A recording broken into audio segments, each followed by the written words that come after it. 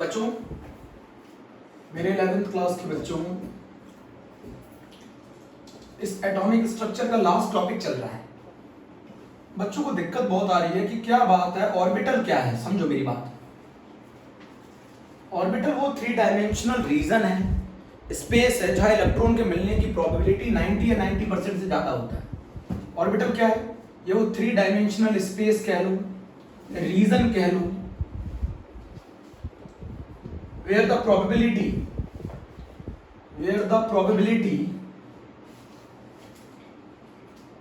of finding electron is maximum or is greater than 90 or greater or equal to 90%. greater बच्चों 3 dimensional space या reason यहाँ पर electron के मिलने की प्रोबेबिलिटी 90% से ज्यादा है या उसके बराबर है। इलेक्ट्रॉन के मिलने की प्रोबेबिलिटी 90% या उससे ज्यादा है। उस 3 डायमेंशनल उस स्पेस उस रीजन को हम क्या बोलेंगे? ऑर्बिटल बोलेंगे। अब बच्चों ऑर्बिटल अलग अलग तरीके के होते हैं। एक एस ऑर्बिटल होता है, एक पी ऑर्बिटल होता है, एक डी ऑर्बिटल होता है, एक एफ ऑर्बिटल होता है। एस ऑर्बिटल की शेप कैसी होती है? स्फेरिकल होती है। पी ऑर्बिटल की शेप कैसी होती है? डंबल होती है। डी ऑर्बिटल की शेप कैसी होती है? डबल डंबल होती है। बात समझो। ऑर्बिटल वो रीजन है, वो 3 डायमेंशनल स्पेस है जहां पर इलेक्ट्रॉन के मिलने की प्रोबेबिलिटी 90 या 90% से ज्यादा है। 3 तरीके के ऑर्बिटल है, S orbital, P orbital, D orbital. D orbital की शेप डबल डंबल होती है, एस ऑर्बिटल की शेप डंबल होती है, एस ऑर्बिटल की शेप स्फेरिकल होती है, पी ऑर्बिटल की शेप डंबल होती है, डी ऑर्बिटल की शेप डबल डंबल होती है। मेरी बात समझो। जैसे मान लो ये रहा न्यूक्लियस, इलेक्ट्रॉन यहां पे भी मिल रहा है, यहां पर भी मिल रहा है, यहां पर भी मिल रहा है, यहां पर भी मिल रहा है, यहां पर भी मिल रहा है, यहां पर भी मिल रहा है, यहां पर भी मिल रहा है, यहां पर भी मिल रहा है।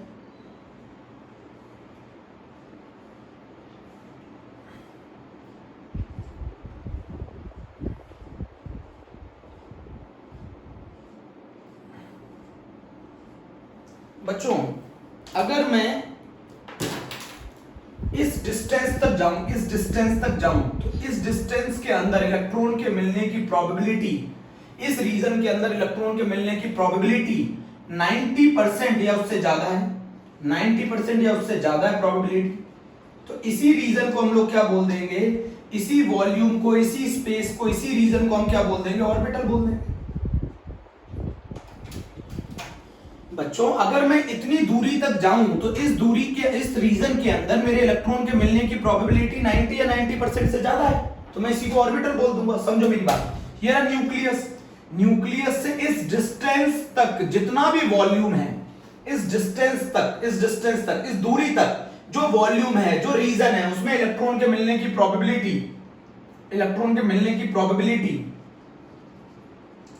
90 या 90% से ज्यादा है, तो आप इसी रीजन को क्या बोल देंगे? ऑर्बिटल बोल देंगे। बच्चों इस दूरी तक हमारे इलेक्ट्रॉन के मिलने की प्रोबेबिलिटी 90 या 90% से ज्यादा है, तो इसी को ऑर्बिटल बोलेंगे। बच्चों इलेक्ट्रॉन यहां पर भी मिल रहा है, यहां पर भी मिल रहा है, यहां पर भी मिल रहा है, बट इस रीजन में, इस दूरी तक जो वॉल्यूम है, जो स्पेस है, इस डिस्टेंस तक जो स्पेस है, जो रीजन है, जो वॉल्यूम है, उसके अंदर इलेक्ट्रॉन के मिलने की प्रोबेबिलिटी 90 या 90% से ज्यादा है, तो उसी को ऑर्बिटल बोलेंगे। बात को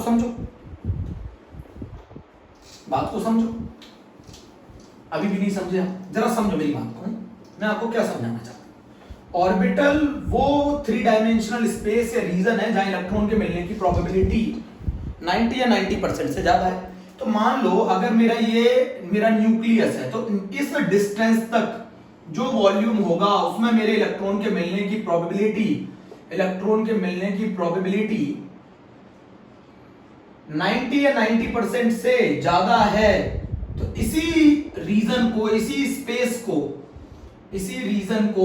स्पेस को मैं ऑर्बिटल बोल दूंगा। बात समझो मेरी। इसी रीजन, इसी स्पेस को मैं ऑर्बिटल बोल दूंगा। अब बच्चों इसी चीज को थोड़ा डीपली जाके समझते हैं। मान लो ये न्यूक्लियस है, इलेक्ट्रॉन यहां मिल रहा है, electron electron electron electron electron electron electron electron, ये इलेक्ट्रॉन क्लाउड है बच्चों। एनसीईआरटी में देखोगे तो डार्क डार्क करके डॉटेड करके दिखा रखा है एनसीईआरटी में, ये ऐसे करके दिखा रखा है, देखो ये वो रीजन है, ये वो स्पेस है जहां तक इलेक्ट्रॉन के मिलने की प्रोबेबिलिटी 90 या 90% से ज्यादा है। तो जब हम ऐसा कर देते हैं तो हम एक बाउंड्री बना देते हैं, ये बाउंड्री डायग्राम है, ये इलेक्ट्रॉन क्लाउड डायग्राम है। तो इस डिस्टेंस तक मेरे इलेक्ट्रॉन के मिलने की प्रोबेबिलिटी 90 या 90% से ज्यादा है। इस डिस्टेंस तक मेरे इलेक्ट्रॉन के मिलने की प्रोबेबिलिटी 90 या 90% से ज्यादा है। बोलो, तो इसको मैं नाम दे दूंगा क्या? ऑर्बिटल नाम दे दूंगा, इसको मैं नाम दे दूंगा ऑर्बिटल का। अब बच्चों ये कैसे बनाया हमने, ये बाउंड्री कैसे डिफाइन की है? ये इलेक्ट्रॉन क्लाउड डायग्राम है, ये इलेक्ट्रॉन क्लाउड है, जो डॉटेड दिखा रहा हूं ये इलेक्ट्रॉन क्लाउड डायग्राम है, ये सरफेस बाउंड्री डायग्राम है, ये बाउंड्री डायग्राम है। अच्छा, आपको मालूम है जाई क्या है? एक वेव फंक्शन है, जो इलेक्ट्रॉन वेव है स्क्रोडिंगर की, जो इलेक्ट्रॉन वेव है उसमें ये एम्पलीट्यूड ऑफ द वेव है, एम्पलीट्यूड ऑफ इलेक्ट्रॉनिक वेव है, इसका कोई फिजिकल सिग्निफिकेंस नहीं होता। जाई क्या है? वेव फंक्शन है। अब जरा बताओ मुझे, जाई स्क्वायर क्या है? जाई स्क्वायर प्रोबेबिलिटी डेंसिटी ये बताती है किसी भी पर्टिकुलर पॉइंट पर इलेक्ट्रॉन के मिलने की प्रोबेबिलिटी क्या है, किसी भी पर्टिकुलर रीजन में इलेक्ट्रॉन के मिलने की प्रोबेबिलिटी क्या है, तो इसको क्या कहते हैं? प्रोबेबिलिटी डेंसिटी कहते हैं। अब बच्चों क्या होता है, मान लो मेरा ये न्यूक्लियस है और यहां पर इलेक्ट्रॉन मिल रहा है, यहां पर इलेक्ट्रॉन मिल रहा है, इलेक्ट्रॉन इलेक्ट्रॉन। अब हम क्या करते हैं, उन पॉइंट्स को लोकेट कर देते हैं जहां पर जाई स्क्वायर की वैल्यू, मैं आपको बताना चाह रहा हूं, उन पॉइंट्स को लोकेट कर देते हैं, उन पॉइंट्स को लोकेट कर देते हैं। किन पॉइंट को लोकेट कर देते हैं? जहां पर जाई स्क्वायर की वैल्यू सेम हो, जहां जाई स्क्वायर की वैल्यू सेम हो। मान लो आपने पॉइंट लोकेट कर दिए, ये रे पॉइंट लोकेट कर दिए, ये सारे वो पॉइंट हैं जहां पर जाई स्क्वायर की वैल्यू क्या है? सेम है, जहां जाई स्क्वायर की वैल्यू सेम है। और जब इन पॉइंट्स को आप जोड़ोगे, जब इन पॉइंट्स को आप जोड़ोगे तो आपको मिलेगा ऑर्बिटल, और यही डिफाइन करेंगे ऑर्बिटल की शेप को, यही डिफाइन करेंगे ऑर्बिटल की शेप को। तो हम क्या करते हैं, ये वो रीजन है या ये वो रीजन है या ये वो स्पेस है या वो वॉल्यूम है जहां पर इलेक्ट्रॉन के मिलने की प्रोबेबिलिटी 90 या 90% से ज्यादा है, 90 या 90% से ज्यादा है। समझो मेरी बात को, ये वो रीजन है या वो स्पेस है जहां इलेक्ट्रॉन के मिलने की प्रोबेबिलिटी 90-90% से ज्यादा है। तो यहां इलेक्ट्रॉन मिल रहा है ना। अब आप क्या करो, पॉइंट लोकेट कर दो। ये पॉइंट कैसे लोकेट किए जाएंगे? जहां जाई स्क्वायर की वैल्यू क्या आएगी? सेम आएगी। जहां जाई स्क्वायर की वैल्यू सेम आएगी वहां पर ये पॉइंट लोकेट किए जाएंगे, और लोकेट करने के बाद इन पॉइंट को जोड़ दोगे तो आपको शेप मिल जाएगी ऑर्बिटल की। अभी तो मैं एस ऑर्बिटल की बात कर रहा हूं। तो जाई स्क्वायर क्या है? प्रोबेबिलिटी डेंसिटी, किसी पर्टिकुलर पॉइंट पर इलेक्ट्रॉन के मिलने की प्रोबेबिलिटी बताता है। तो अगर मैं वो पॉइंट्स लोकेट करूंगा जहां जाई स्क्वायर की वैल्यू सेम आ रही है, जाई स्क्वायर की वैल्यू सेम आने पर पॉइंट लोकेट कर दिया, पॉइंट को अगर मैं ज्वाइन कर दूंगा तो मुझे शेप ऑफ ऑर्बिटल मिल जाएगी। बात जरा समझो, ये कैसे बना डायग्राम, समझ गए ना? तो ऑर्बिटल वो रीजन है, ये वो डिस्टेंस है जहां तक वॉल्यूम, ये वो वॉल्यूम है, ये वो डिस्टेंस है जहां तक के वॉल्यूम के अंदर इलेक्ट्रॉन के मिलने की प्रोबेबिलिटी 90 या 90% से ज्यादा होती है,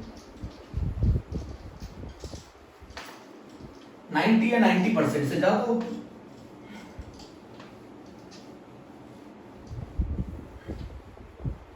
मेरी बात समझो, जहां इलेक्ट्रॉन के मिलने की प्रोबेबिलिटी 90। अच्छा मान लो ये मेरा न्यूक्लियस है, ये रहा मेरा इलेक्ट्रॉन क्लाउड, ये रहा मेरा इलेक्ट्रॉन क्लाउड, यहां मिल रहा है इलेक्ट्रॉन, यहां मिल रहा है, इस डायरेक्शन में इलेक्ट्रॉन मिल रहा है। अब इसको बाउंड्री डायग्राम बना दो तो ये ऐसे बना दोगे, ये बाउंड्री डायग्राम है।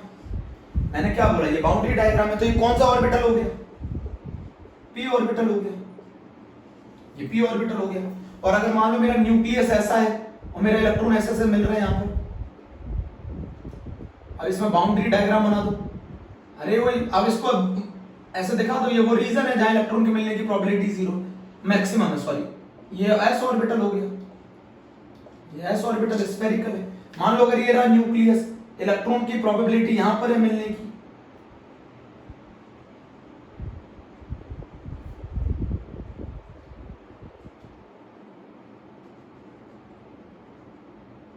इलेक्ट्रॉन के मिलने की प्रोबेबिलिटी है, तो ये कौन सा ऑर्बिटल हो गया, डी ऑर्बिटल हो गया। ये इलेक्ट्रॉन क्लाउड डायग्राम है, ये इलेक्ट्रॉन क्लाउड डायग्राम है। अब इसको बाउंड्री से दिखा दो, ये रहा बाउंड्री से, ये रहा बाउंड्री से, ये रहा बाउंड्री से। तो इस तरीके से ये शेप आई है, नहीं समझे? आप मानो ये रहा, मान लो अगर मेरा न्यूक्लियस है और यहां इलेक्ट्रॉन मिल रहा है, इलेक्ट्रॉन यहां मिल रहा है,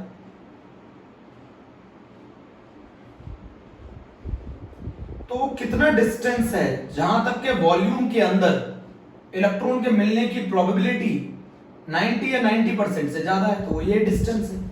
इलेक्ट्रॉन तो यहां पे भी मिल रहा है, बट वो डिस्टेंस किस दूरी के वॉल्यूम तक इलेक्ट्रॉन के मिलने की प्रोबेबिलिटी 90 या 90% से ज्यादा है? बोलो जल्दी से, किस दूरी तक के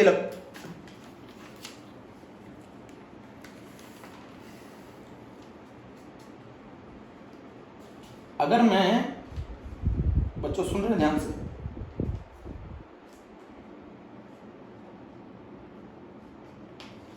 अगर मैं इस न्यूक्लियस से इस दूरी तक के वॉल्यूम को ले लूं, तो ये वो रीजन है जहां तक इलेक्ट्रॉन के मिलने की प्रोबेबिलिटी 90 या 90% से ज्यादा है।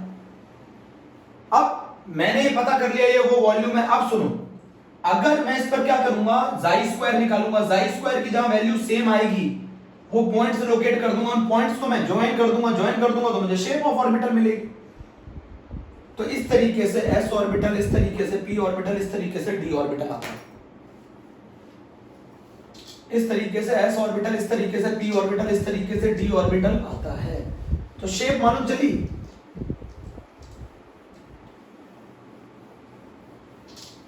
न्यूक्लियस से ये वो दूरी है, जिस न्यूक्लियस से वो डिस्टेंस जिसके वॉल्यूम के अंदर इलेक्ट्रॉन के मिलने की प्रोबेबिलिटी 90 या 90% से ज्यादा हो।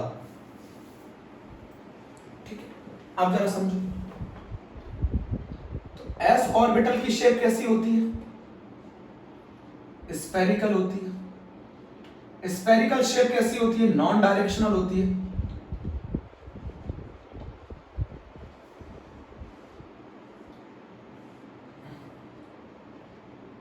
एक्स वाई जेड ऐसी होती है एस ऑर्बिटल की शेप, नॉन डायरेक्शनल होती है।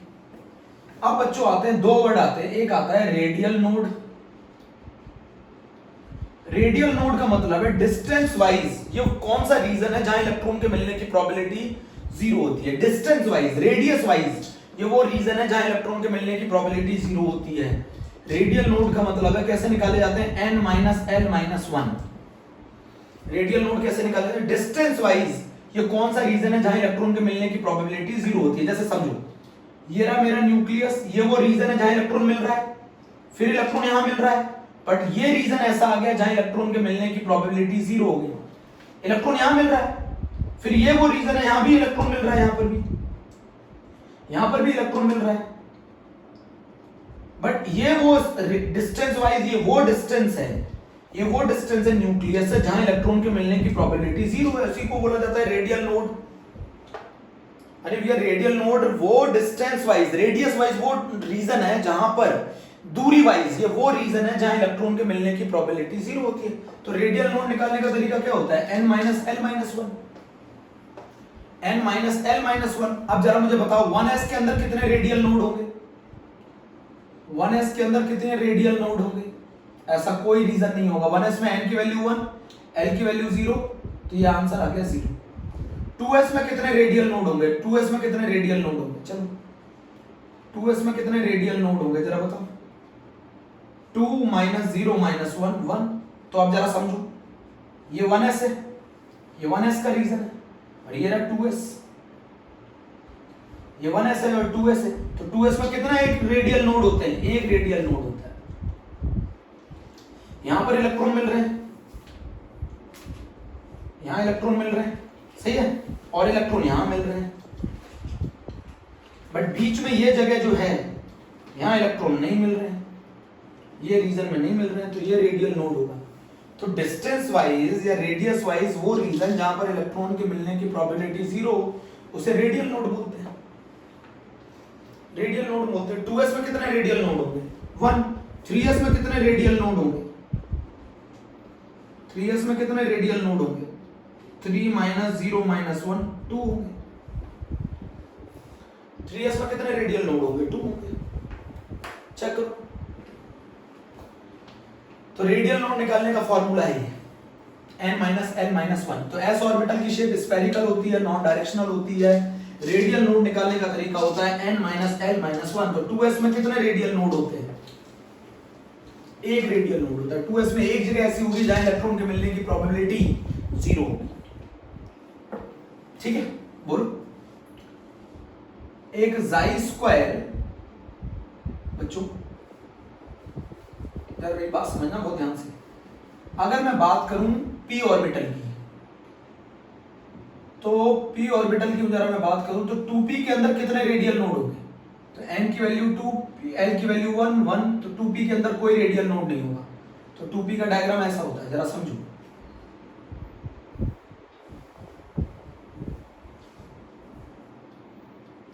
ये 2p का डायग्राम है। अगर मैं 3p की बात करूं तो 3p में कितने रेडियल नोड होंगे, जरा समझो।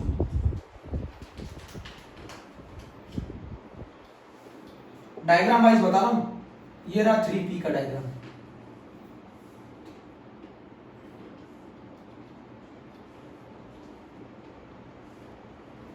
ये रहा 3p का डायग्राम। ये अरे 3p बड़ा होगा ना 2p से, तो 2p ये था तो 3p है। कितने रेडियल नोड है?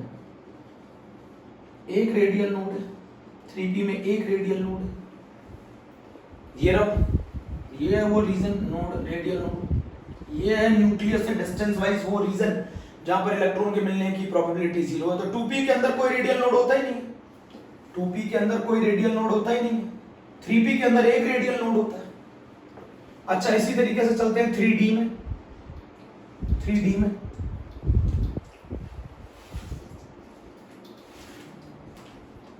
3d में कोई रेडियल नोड नहीं होता। आप निकालो फॉर्मूले वाइज, मैं तो डायग्राम वाइज दिखा रहा हूं। 3d में कोई रेडियल नोड्स नहीं होता। 3d में कोई रेडियल नोड्स नहीं होता। n की वैल्यू 3, l की वैल्यू 2 - 1, 3d में कोई रेडियल नोड है। बट अगर मैं 4d की बात करूं तो आप देखो, n की वैल्यू 4, l की वैल्यू 2 - 1, एक रेडियल नोड होगा। चलो देखते हैं डायग्राम।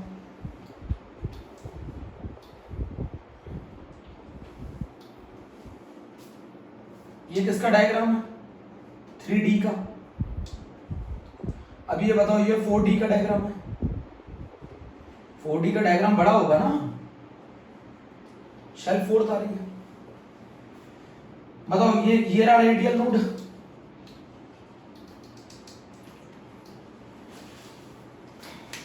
तो अगर आप 3d से 4d की तरफ जाते हैं तो ये वो जगह होगी जहां पर इलेक्ट्रॉन के मिलने की प्रोबेबिलिटी 0। ये रहा रेडियल नोड। तो what is the formula of the radial node? What is the formula of the radial node? n - l - 1। तो अच्छा ये बताओ, s ऑर्बिटल के लिए रेडियल नोड निकालने का फॉर्मूला बताओ।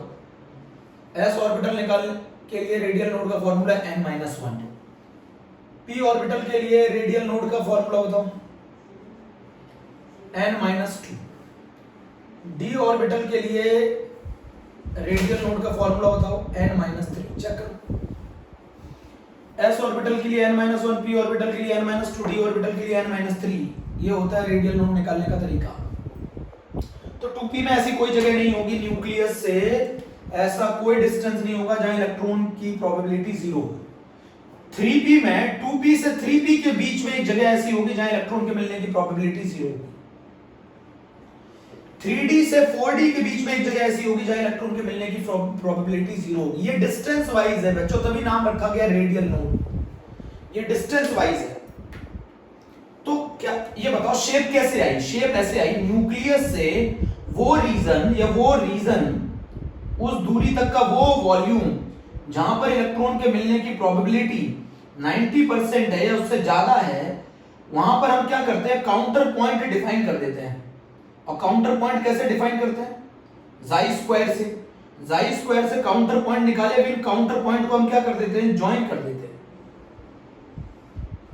इन काउंटर पॉइंट को ज्वाइन कर देते हैं तो हमारी शेप आ जाती है ऑर्बिटल की। तो what is the formula of the radial node? Radial node निकालने का फार्मूला है n माइनस l माइनस 1। तो s ऑर्बिटल में यहां पर रफ कर दूं,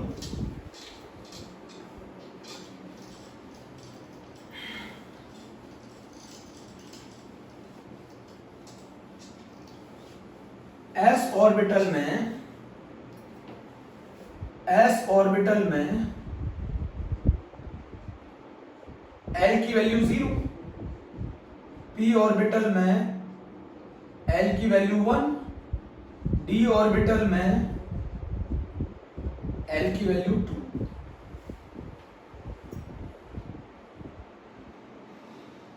तो s ऑर्बिटल में रेडियल नोड निकालने का फार्मूला क्या होता है n-1, p ऑर्बिटल में रेडियल नोड निकालने का फार्मूला क्या होता है n-2, d ऑर्बिटल में रेडियल नोड निकालने का फार्मूला क्या होता है n-3।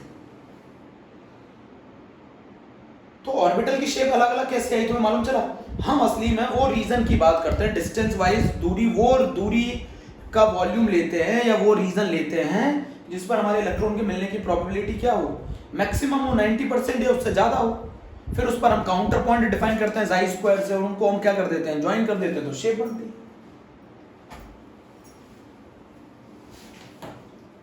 जल्दी बोलो। तो रेडियल नोड निकालने का फॉर्मूला सीख लो बच्चों। रेडियल नोड निकालने का फॉर्मूला है n माइनस l माइनस 1। तो ये बताओ जरा,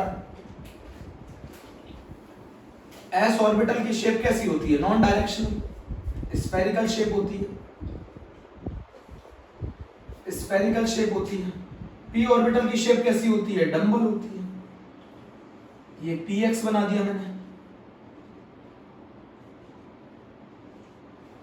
ये मैंने py बना दिया, याद होगा आप लोगों को।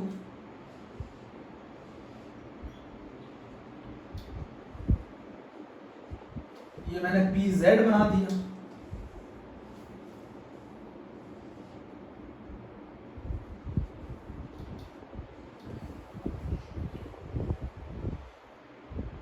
तो ये px का डायग्राम हो गया, ये py का डायग्राम हो गया, ये pz का डायग्राम हो गया। अच्छा बच्चों, एक और नोड होते हैं, एक एंगुलर नोड होता है जिसको हम लोग नोडल प्लेन कहते हैं। मतलब एक पर्टिकुलर एंगल या फिर एक पर्टिकुलर प्लेन जहां पर इलेक्ट्रॉन के मिलने की प्रोबेबिलिटी 0। एंगुलर नोड या नोडल प्लेन। अच्छा ये बताओ, अगर मैं YZ प्लेन ले लूं तो यहां इलेक्ट्रॉन नहीं मिलेगा? अगर इलेक्ट्रॉन YZ प्लेन देखूं तो यहां इलेक्ट्रॉन नहीं मिलेगा। भाई इस डायरेक्शन में देखूं बाहर की तरफ, ये वाला प्लेन ले लूं, अगर मैं बाहर की तरफ वाला प्लेन YZ प्लेन अगर मैं ले लूं तो यहां इलेक्ट्रॉन नहीं मिलेगा। एंगुलर नोड कह लो एक पर्टिकुलर एंगल पर जहां पर इलेक्ट्रॉन के मिलने की प्रोबेबिलिटी 0, या फिर इसे नोडल प्लेन कह सकते हैं, और इसकी वैल्यू l के बराबर होती है। तो बताओ p ऑर्बिटल में l की वैल्यू कितनी होती है? p ऑर्बिटल में l की वैल्यू 1 होती है, इसीलिए उसमें नोडल प्लेन 1 होता है। तो अगर इलेक्ट्रॉन x एक्सिस के अलोंग मिल रहा है तो किस प्लेन में नहीं मिलेगा? तो YZ प्लेन में नहीं मिलेगा। और अगर इलेक्ट्रॉन y एक्सिस के अलोंग मिल रहा है तो कौन सा ऐसा प्लेन होगा? इस प्लेन में इलेक्ट्रॉन नहीं मिलेगा। अरे ये तो न्यूक्लियस है, इस प्लेन में इलेक्ट्रॉन नहीं मिलेगा, XZ। अरे इसमें अगर इलेक्ट्रॉन मान लो, ऐसे मान लो ये मेरा इलेक्ट्रॉन x एक्सिस के अलोंग मिल रहे हैं, तो बच्चों ये वाले प्लेन में इलेक्ट्रॉन नहीं मिलेगा। अरे भैया ये मैंने x एक्सिस के अलोंग लोब्स बना दिए, मान लो ये लोब्स बना दिए, तो इस प्लेन में इलेक्ट्रॉन नहीं मिलेगा। अरे x एक्सिस के अलोंग लोब बना दिए तो इसमें इलेक्ट्रॉन नहीं मिलेगा। z एक्सिस के अलोंग लोब बना दिए तो इसमें इलेक्ट्रॉन नहीं मिलेगा। y एक्सिस में अगर हमने बना दिया तो इसमें इलेक्ट्रॉन नहीं मिलेगा। समझो मेरी बात। अच्छा अगर मैं x एक्सिस के अलोंग लोब की बात करूं तो ये रहा x एक्सिस, तो इस प्लेन में इलेक्ट्रॉन नहीं मिलेगा। कौन सा प्लेन होगा? ये YZ। अगर मैं y एक्सिस की बात करूं तो ये रहा, इसमें कौन सा प्लेन होगा? XZ। इसमें XZ प्लेन होगा। और अगर मैं z एक्सिस की बात करूं ऐसे, तो इसमें ये प्लेन होगा XY। तो p ऑर्बिटल में कितने नोडल प्लेन होते हैं? तो p ऑर्बिटल में जो नोडल प्लेन होते हैं वो एक होता है, और नोडल प्लेन का दूसरा नाम है एंगुलर नोड। अच्छा s ऑर्बिटल में l की वैल्यू कितनी होती है? 0। तो इसमें एंगुलर नोड कोई ऐसा एंगल है ही नहीं जिसके डायरेक्शन में आप जाओ तो आपको इलेक्ट्रॉन के मिलने की प्रोबेबिलिटी 0। तो इसमें एंगुलर नोड 0 होते हैं। अरे भैया nodal plane, a plane where the probability of finding electron is 0। ये बताओ ये कौन सी एक्सेस के अलोंग मैंने ले लिया है, जेड एक्सेस के अलोंग, तो कौन सा प्लेन होगा, ये वाला प्लेन होगा। वाई एक्सेस के अलोंग ले लूंगा तो ये वाला प्लेन होगा, एक्स एक्सेस के अलोंग ले लूंगा तो ये वाला प्लेन होगा। तो कितने नोडल प्लेन होते हैं पी ऑर्बिटल के अंदर, एक नोडल प्लेन होता है। पी ऑर्बिटल के अंदर एक नोडल प्लेन होता है, समझो। अच्छा बताओ, ये वाली कहानी हो गई यहां तक पी ऑर्बिटल। पहले इतना समझ लो, जाई स्क्वायर का क्या फिजिकल सिग्निफिकेंस है ये भी समझ लो, समझ रहे? ठीक है बच्चों, इतना कर लो। अच्छा नोडल प्लेन अगर मैं बात करूं डी ऑर्बिटल की, तो डी ऑर्बिटल में एल की वैल्यू कितनी होती है 2, तो नोडल प्लेन 2 होंगे, एंगुलर नोड 2 होंगे। दो ऐसी जगह होंगी जहां पर दो प्लेन ऐसे होंगे जहां इलेक्ट्रॉन के मिलने की प्रोबेबिलिटी 0, दो प्लेन ऐसे होंगे जहां इलेक्ट्रॉन के मिलने की प्रोबेबिलिटी 0। जरा मुझे बताओ, ये ले लिया मैंने केस है ना, ये मैंने dxy ले लिया बच्चों। तो मैंने क्या बताया था, dxy की शेप कैसी होती है, बिटवीन द एक्सेस होती है, ये बिटवीन द एक्सेस है, dxy की शेप बिटवीन द एक्सेस होती है। अब बताओ मुझे इसमें कौन से प्लेन होंगे, ट्रिक सीखो, पहले ट्रिक सीखो। ट्रिक कहती है जो एक्सिस रह गई हो, कौन सी एक्सिस रह गई है, जेड, उसका दोनों के साथ कॉम्बिनेशन बना दो, वही दोनों नोडल प्लेन होंगे। ट्रिक क्या कहती है, जो एक्सिस रह गई हो उन दोनों का इन दोनों के साथ कॉम्बिनेशन बना दो, जो एक्सिस रह गई हो उसका दोनों के साथ कॉम्बिनेशन बना दो, वही नोडल प्लेन होगा। तो जरा मुझे ये बताओ xy के अंदर कौन से नोडल प्लेन होंगे, एक तो ये प्लेन होगा, ये बाहर की तरफ, ये कौन सा प्लेन है बताओ, मैंने ऐसे एरो लगाया, 3D डायग्राम नहीं बना पा रहा हूं, ये कौन सा प्लेन होगा, xz, z एक्सिस तुम्हारी तरफ है ना, और एक ये वाला प्लेन होगा जहां इलेक्ट्रॉन के मिलने की प्रोबेबिलिटी 0 है। तो एक तो इस डायरेक्शन में इलेक्ट्रॉन के मिलने की प्रोबेबिलिटी 0 है, एक इस डायरेक्शन में मिलने की प्रोबेबिलिटी है। तो इसके अंदर दो नोडल प्लेन होंगे, एक xz होगा एक yz होगा। अरे भैया एक ये प्लेन होगा, एक ये प्लेन होगा, एक ये प्लेन होगा, एक ये प्लेन होगा। अच्छा ये प्लेन कौन सा है, xz, ये वाला प्लेन कौन सा है, yz। अरे भैया ये वाला प्लेन कौन सा है, yz, और ये वाला प्लेन कौन सा है, xz। अच्छा जरा मुझे बताना, अगर मैं dyz ले लूं तो बाहर की तरफ कौन सी एक्सिस है, x। अरे अगर मैं dyz ले लूंगा तो बाहर की तरफ कौन सी एक्सिस है, बोर्ड से बाहर की तरफ कौन सी एक्सिस है, z। तो एक तो ये प्लेन हो गया, एक ये प्लेन हो गया, तो बताओ क्या होगा, एक तो हो गया xz और एक प्लेन हो गया xy, दो नोडल प्लेन होंगे, दो नोडल प्लेन होंगे।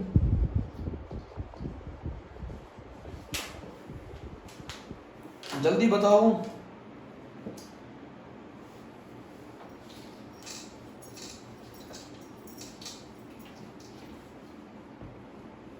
अच्छा अगर मैं ये बात बताऊं, ये बताओ मुझे जरा, अगर मैं dz ले लूं